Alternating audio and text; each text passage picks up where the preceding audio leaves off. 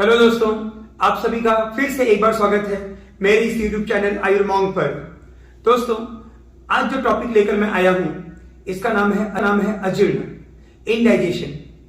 आज हम हर जगह ये बात कॉमनली सुनते हैं लोगों के मुंह से कि मुझे अजीर्ण है, मुझे अपचन है, मुझे इनडाइजेशन है। पूरे विश्व में ये एक कॉमन बीमारी या इसे आप एक लक्षण कह सकते हैं, ये फैला हुआ है। आए दिन हमें रोज क्लिनिक में, हॉस्पिटल्स में ऐसे पेशेंट्स मिलते ही रहते हैं, या आम आदमी जिन्हें और कोई बीमारी नहीं है पर उनके मुंह से हम कॉमनली सुनते हैं कि उन्हें इनडाइजेशन है। आइए जानते हैं कि इनडाइजेशन क्या है, क्यों होता है, इसके पीछे कारण क्या है और उसके साथ ही साथ इसकी चिकित्सा, इसका ट्रीटमेंट क्या है। दोस्तों, इनडाइजेशन, अजीर्ण, यह आयुर्वेद की दृष्टि से अग्निमांद्य की वजह से होता है। अब आप सोचेंगे अग्निमांद्य क्या है। अग्नि मीन्स मेटाबॉलिज्म, मांद्य means low metabolism. Low metabolism होने का जो कारण है वो फिर से वही है जो हमने पहले टॉपिक में कहा था, आहार, विहार और औषध, इसका इम्प्रॉपर होना। अब आहार मतलब हमारा डाइट, हमारा रेगुलर भोजन। अक्सर ऐसा होता है कि लोग सिर्फ कुक्ड फूड खाते हैं। आयुर्वेद में दो प्रकार के भोजन है, निराग्नि भोजन और स्वाग्नि भोजन। निराग्नि भोजन में हमारे सैलेड्स, गाजर, बीट, ककड़ी और जितने भी हमारे फ्रूट्स है लाइक बनाना, एप्पल, सब कुछ हम जनरली कभी कभार तो खा लेते हैं, पर हम ये भूल जाते हैं कि रोज दोनों समय आपके लंच और डिनर से पहले आपके मैक्सिमम सलाद खाने में होने चाहिए। पर लोग अक्सर टिफिन में सिर्फ सब्जी, रोटी, दाल, चावल लेके चले जाते हैं, फ्रूट्स हार्डली कोई खाता है। इस वजह से हमें इनडाइजेशन ज्यादा होता है, क्योंकि हमारा लीवर सिर्फ कुक्ड फूड, वो भी हैवी, जिसे हम गरिष्ठ भोजन कहते हैं, पचाने के लिए पूर्णतः सक्षम नहीं होता है। तो हमें रोज खाना खाने से पहले पेट भर के सलाद खाना चाहिए। अब चाहे आप एट अ टाइम एक फ्रूट चूज करिए, सिर्फ गाजर, सिर्फ बीट, सिर्फ ककड़ी, सिर्फ केला, या आप मिक्स भी खा सकते हो। ये सबसे बड़ा फायदा ये करता है कि हमारा स्टमक इससे मैक्सिमम फुल हो जाता है और इसमें फाइबर्स होने के नाते हमारा भोजन पचाने में बहुत हद तक हमें हेल्प करता है।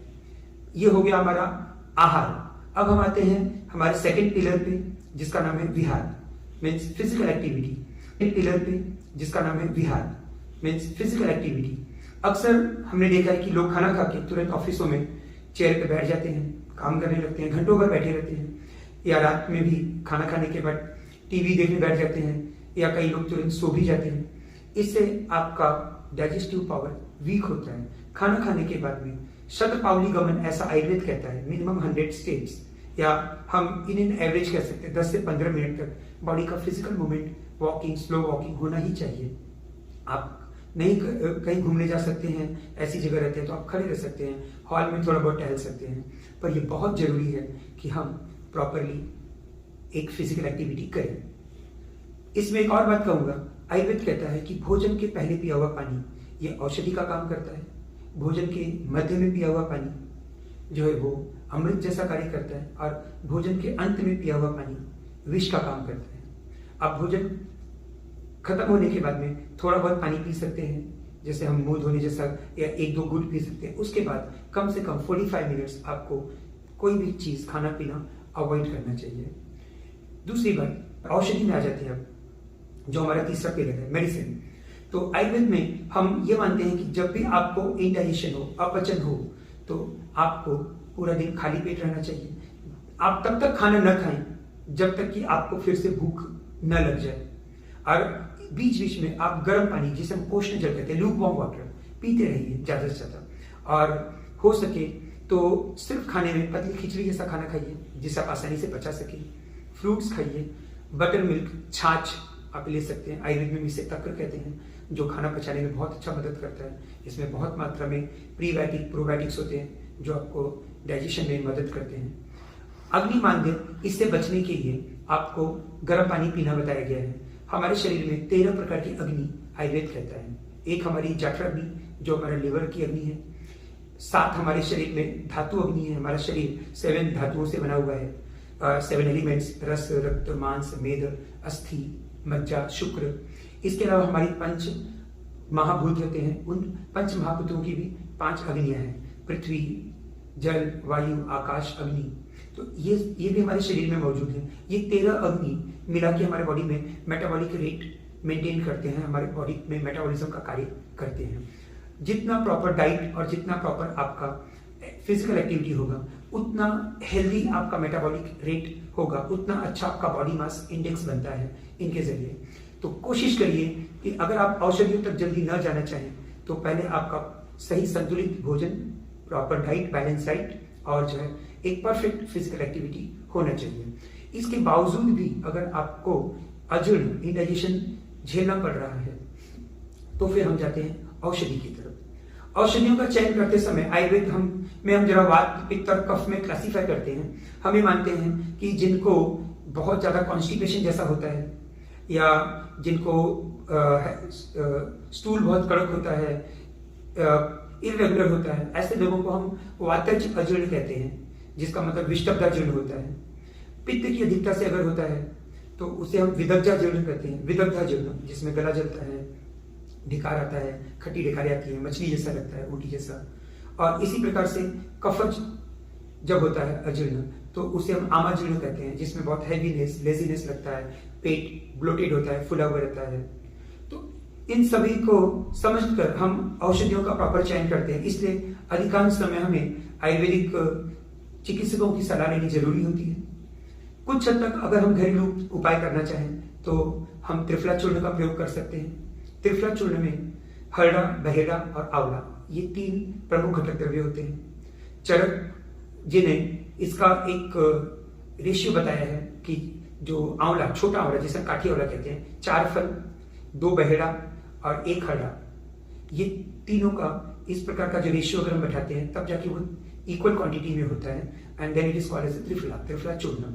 तो आप त्रिफला चूर्ण जो है ले सकते हैं। चरक ने अग्निमांद्य को ग्रहणी रोग में जो है समझाया है कि क्या कारण है, जो हमने अभी आपको एक्सप्लेन किया। इसके अलावा माधव नीरद ने अलग से अग्निमांद्य का वर्णन भी किया है अपने ग्रंथ में।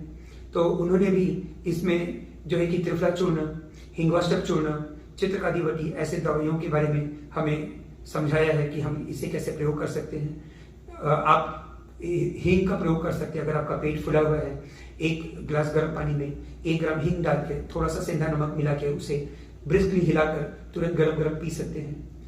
इसके अलावा भी अगर आपको फिर भी तकलीफ है, आप रात में सौंफ पानी में भिगाकर और जीरा भिगाकर सुबह उसे मसल के छान के पी सकते हैं। दिन भर आप गरम गरम पानी अधिक से अधिक पीते रहिए, फ्रूट ज्यादा खाते रहिए। इन तरीके से हम अजीर्ण जैसी बीमारी से आसानी से निकल सकते हैं। अजीर्ण कहने के लिए तो एक छोटा सा लक्षण मात्र है, परंतु ये बहुत सारी बीमारियों को पैदा करता है आगे जाके।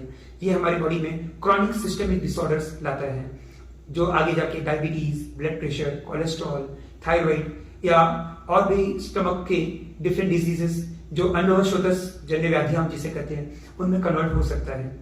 तो आप अच्छा खाना खाएं, अच्छा फिजिकल एक्टिविटी करें, और अगर उसके बावजूद भी तकलीफ है तो आप आयुर्वेदिक चिकित्सक के परामर्श से सही औषधियों का सेवन करें। स्वस्थ रहें और मस्त रहें। मिलते हैं फिर अगले वीडियो में एक नए टॉपिक के साथ। जय आयुर्वेद। विदग्धाजीर्ण, जिसमें गला जलता है, ढिकार आता है, खट्टी ढिकारी आती है, मछली जैसा लगता है, उल्टी जैसा। और इसी प्रकार से कफज जब होता है अजीर्ण तो उसे हम आमाजीर्ण कहते हैं, जिसमें बहुत हैवीनेस, लेजीनेस लगता है, पेट ब्लोटेड होता है, फुला हुआ रहता है। तो इन सभी को समझकर हम औषधियों का प्रॉपर चयन करते हैं। इसलिए अधिकांश समय हमें आयुर्वेदिक चिकित्सकों की सलाह लेनी जरूरी होती है। कुछ हद तक अगर हम घरेलू उपाय करना चाहें तो हम त्रिफला चूर्ण का प्रयोग कर सकते हैं। त्रिफला चूर्ण में हरड़ा, बहेड़ा और आंवला, ये 3 प्रमुख घटक द्रव्य होते हैं। चरक, जिन्हें इसका एक रेशियो बताया है कि जो आंवला, छोटा आंवला जिसे काठी आंवला कहते हैं, 4 फल, 2 बहेड़ा और 1 हरड़ा, ये तीनों का इस प्रकार का जो रेशियो अगर हम बैठाते हैं तब जाके वो इक्वल क्वांटिटी में होता है, and then it is called as triphala churna. तो आप त्रिफला चूर्ण जो है ले सकते हैं। चरक ने अग्निमांद्य को ग्रहणी रोग में जो है समझाया है कि क्या कारण है, जो हमने अभी आपको एक्सप्लेन किया। इसके अलावा माधव नीरद ने अलग से अग्निमांद्य का वर्णन भी किया है अपने ग्रंथ में। तो उन्होंने भी इसमें जो है कि त्रिफला चूर्ण, हिंगवाष्टक चूर्ण, चित्रकादिवटी ऐसे दवाइयों के बारे में हमें समझाया है कि हम इसे कैसे प्रयोग कर सकते हैं। आप हींग का प्रयोग कर सकते हैं। अगर आपका पेट फुला हुआ है, 1 गिलास गर्म पानी में 1 ग्राम हींग डाल के थोड़ा सा सेंधा नमक मिला के उसे ब्रिस्कली हिलाकर तुरंत गरम गरम पी सकते हैं। इसके अलावा भी अगर आपको फिर भी तकलीफ है, आप रात में सौंफ पानी में भिगाकर और जीरा भिगाकर सुबह उसे मसल के छान के पी सकते हैं। दिन भर आप गरम गरम पानी अधिक से अधिक पीते रहिए, फ्रूट ज्यादा खाते रहिए। इन तरीके से हम अजीर्ण जैसी बीमारी से आसानी से निकल सकते हैं। अजीर्ण कहने के लिए तो एक छोटा सा लक्षण मात्र है, परंतु ये बहुत सारी बीमारियों को पैदा करता है आगे जाके। ये हमारी बॉडी में क्रॉनिक सिस्टमिक डिसऑर्डर्स लाता है, जो आगे जाके diabetes, blood pressure, cholesterol, thyroid या और भी स्टमक के डिफरेंट डिजीजेस जो अन्नशोथस जन्य व्याधियां हम जिसे कहते हैं, उनमें कन्वर्ट हो सकता है। तो आप अच्छा खाना खाएं, अच्छा फिजिकल एक्टिविटी करें, और अगर उसके बावजूद भी तकलीफ हो तो आप आयुर्वेदिक चिकित्सक के परामर्श से सही औषधियों का सेवन करें। स्वस्थ रहें और मस्त रहें। मिलते हैं फिर अगले वीडियो में एक नए टॉपिक के साथ। जय आयुर्वेद।